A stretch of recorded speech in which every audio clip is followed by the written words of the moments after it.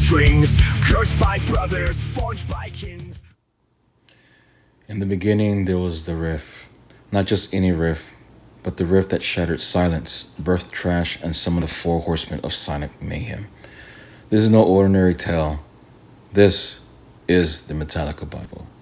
Written not in ink, but in sweat, spit, blood, and downpick fury. From the sacred rites of Kill 'Em All to the exile of the Red Prophet, these are the scriptures of speed, the verses of vengeance.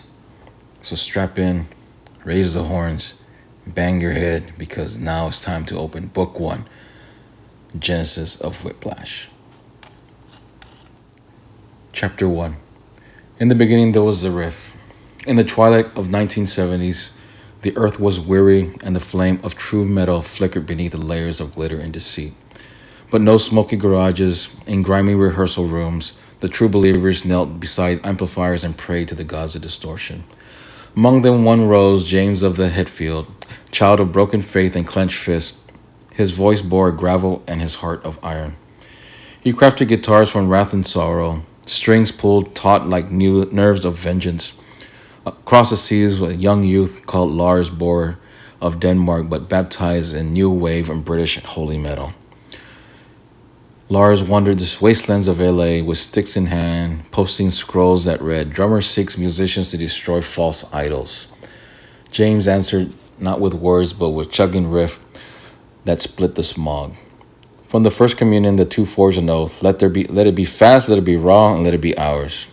Thus was born Hit the Lights, burst of fire that would become the first gospel of thrash. The world blinked and recoiled. Chapter 2. The Four Horsemen gather. They searched the land for others who bore the mark of metal.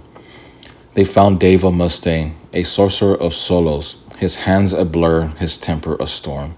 He came with fire and fury, bending strings like time, summoning riffs that broke bones. He came with fire and fury, bending strings like time, summoning riffs that broke bones. With his power came poison, and the Red Prophet's rage grew wild and unchained. At their side stood Ronald McGovney, the basis of practicality, but not of prophecy. Hetfield spoke: "We need thunder, not silence," and Ron was cast out, gently but firmly, into the margins of footnotes and of memory. In his place came one who foretold the ancient bass scrolls, Cliff of Burton, master of wall, conjurer of the low end. With bell-bottoms and fury, he rode in the land of trauma, shredding a Bach from atop the mountains and peaks. And the three heard him play, anesthesia, pulling teeth, and they fell to their knees. They had found their fourth. The sigil was complete. Chapter 3. The Fall of the Red Prophet. The four rode eastward, their chariot bound for New York to transcribe their first testament. But Mustaine, fueled with barley spirits and fury, cursed their path. His wrath was sharp, his presence unstable. The brothers whispered of broken trust and spiraling chaos. On the third morning of the pilgrimage, Lars James cast down the Red Prophet. They said unto him, "Your fire is too wild, you walk alone now." And Mustaine spat, "I will return with vengeance and in a better tone." He vanished into the east. His rage birthed the Book of Megadeth, scripture of speed and rivalry. In Mustaine's absence, they called forth Kirk of Hammett, disciple of Santriani, whose fingers danced like shadows in the fog. He stepped forth with a smile and a solo, and the band was whole once more. Chapter 4. Cliff the Ascendant. With Cliff's fury and Kirk's fire, they carved their first sacred album, Kill 'Em All, a war cry for the pure, a sonic purge of all the false metal. And the people cried out, whiplash, and flung themselves into the pit with joy and pain. The second scripture came, Ride the Lightning, and it spoke of death, fate, and frozen stare of the electric throne. It was a darker, deeper, still divine, but the third master of puppets was perfection. Each song a gospel, each riff lightning bolt hurled from the Olympus. And the world stood still, the critics kneeled, the fans wept, and in the center Cliff's bass roared, not of background, but of bedrock. Yet the 27th night of September in the land of Sweden, fate grew jealous. The tour bus slid upon black ice of destiny.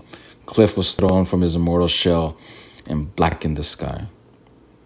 Remaining 3 students silent, their strings still, their drums cold. A candle was lit and vows spoken. For Cliff we write forever. Chapter 5. The Rise of the New Dawn. For the shattered silence came Jason of Newstead, brave disciple of the bass. Through the haze and horror he bore and torched through fire and applause. With him came injustice for all, a record of fury and imbalance. And lo, the bass was silenced by mix and pride, yet the message remained strong. From now this came a song one, a ballad of lost limbs and shattered minds. It struck hearts like hammers. Metallica crossed into legend.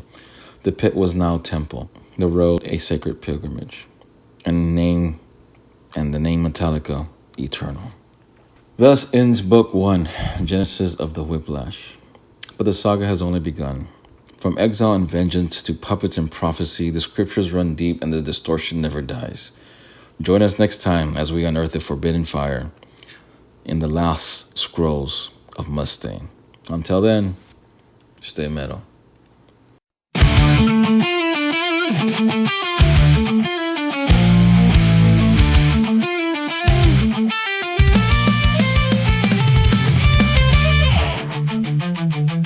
Cast me down with broken strings, cursed by brothers, forged by kings, booted from the sacred stage. Now I spit fire, now I light rage. Ashes of riffs in the vault still scream, my soul